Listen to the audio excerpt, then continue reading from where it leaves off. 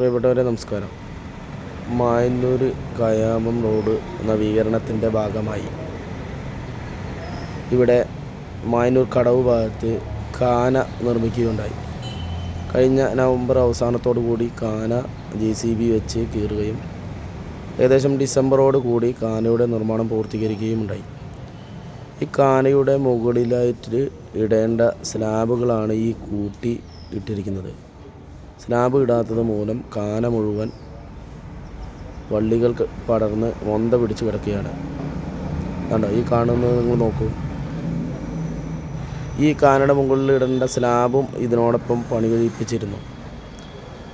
ഇവരുടെ ഓരോ ആവശ്യത്തിനായി മെറ്റലടിക്കാനും മറ്റു ആവശ്യങ്ങൾക്കുമായി ഇവർ ഈ സ്ലാബ് അങ്ങോട്ടും ഇങ്ങോട്ടും മാറ്റിയെടുക്കുക എന്നല്ലാതെ കാനയുടെ മുകളിൽ ഈ സ്ലാബ് ഇടുന്നില്ല.